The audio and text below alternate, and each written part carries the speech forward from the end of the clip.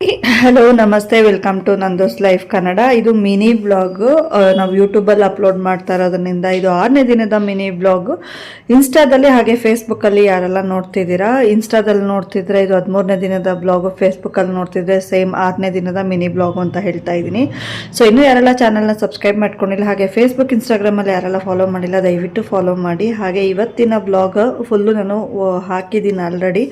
So ತುಂಬ ಅಂದರೆ ತುಂಬ ಕಡಿಮೆ ವ್ಯೂಸ್ ಇದೆ. ನೆನ್ನೆದು ಕೂಡ ಅಷ್ಟೇ ತುಂಬ ಕಡಿಮೆ ವ್ಯೂಸ್ ಇದೆ. ಪೂರ್ತಿ ವೀಡಿಯೋಸ್ನ ನೋಡಿ, ತುಂಬಾ ಕಷ್ಟಪಟ್ಟು ವೀಡಿಯೋಸ್ ಮಾಡಿರೋದು. ಆ್ಯಂಡ್ ಎಲ್ಲ ಕೆಲಸ ಮುಗಿಸಿದಾದ್ಮೇಲೆ ಮನೆ ಎಲ್ಲ ಕ್ಲೀನ್ ಮಾಡಿ ಹೋಟೆಲ್ಗೆ ಚಟ್ನಿ ಎಲ್ಲ ರುಬ್ಬಿ ಇಟ್ಬಿಟ್ಟು ಹೋಗಿ ಹೋಟೆಲ್ ಹತ್ರದಿಂದ ಬಂದಮೇಲೆ ಸಬ್ಸಾರು ಮಾಡೋಣ ಅಂತ ಹೇಳಿ ಇಟ್ಟಿದ್ದು. ಸೊ ಏನು ಅಷ್ಟು ಡಿಟೇಲ್ಡಾಗಿ ನಾನು ತೋರ್ಸೋಕ್ಕಾಗಿರಲಿಲ್ಲ, ಇರಲಿಲ್ಲ. ಸೊ ಇದನ್ನು ಒಂದು ಇದರಲ್ಲಿ ಮಾಡಿಕೊಂಡು ಒಂದು 5 ಮಿನಿಟ್ಸ್ ಅಷ್ಟೇ ವಿಡಿಯೋನ ಹಾಕಿದ್ದೀನಿ. ಸೊ ಯಾರೆಲ್ಲ ಇನ್ನೂ ಚಾನಲ್ನ ಆಗಿರ್ಬೋದು ಹಾಗೆ ಇನ್ಸ್ಟಾಗ್ರಾಮ್ನ ಆಗಿರ್ಬೋದು ಫಾಲೋ ಅಪ್ ಮಾಡಿಲ್ಲ ಅಂದರೆ ದಯವಿಟ್ಟು ಫಾಲೋ ಮಾಡಿ ಅಂತ ಕೇಳ್ಕೊಳ್ತಾ, ಬುದ್ಧಿ ಇದ್ದವನು ಯುದ್ಧ ಗೆಲ್ತಾನೆ, ಹಾಗೆಯೇ ಬುದ್ಧಿ ಇದ್ದವ್ರು ಯುದ್ಧ ಗೆಲ್ತಾರೆ ಅನ್ನೋದು ಅವರ ಮಾಡೋ ಒಂದು ಟ್ಯಾಲೆಂಟ್ ಮೇಲೇ ಗೊತ್ತಾಗುತ್ತೆ. ಅವರು ಯಾವಾಗ ಏನು ಮಾಡಬೇಕು, ಏನೆಲ್ಲ ಇದು ಮಾಡಬೇಕು ಅಂತ. ಹಾಗೆ ತಾಳ್ಮೆ ಇರೋನು ಜಗತ್ತನ್ನೇ ಗೆಲ್ತಾನೆ ಅಂತ ಹೇಳ್ತಾರೆ.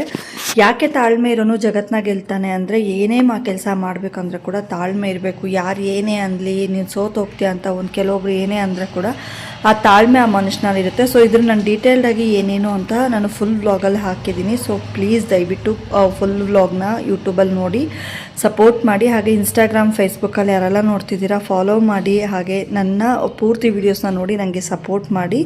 Thank you so much.